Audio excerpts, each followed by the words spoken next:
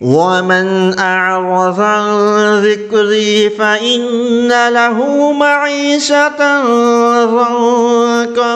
ونحشره يوم القيامة أعمى، اور جو میری نصیحت سے منہ موڑے گا تو اس کو بڑی تنگ زندگی ملے گی، اور قیامت کے دن ہم اسے اندھا کر کے اٹھائیں گے۔ قال ربی لم حشرتنی اعمی وقد كنت بصیرا، وہ کہے گا کہ یا رب تو نے مجھے اندھا کر کے کیوں اٹھایا حالانکہ میں تو آنکھوں والا تھا۔ قال كذلك أتتك آياتنا فنسيتها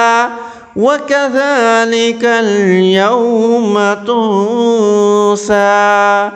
اللہ کہے گا اسی طرح ہماری آیتیں تیرے پاس آئی تھیں مگر تو نے انہیں بھلا دیا،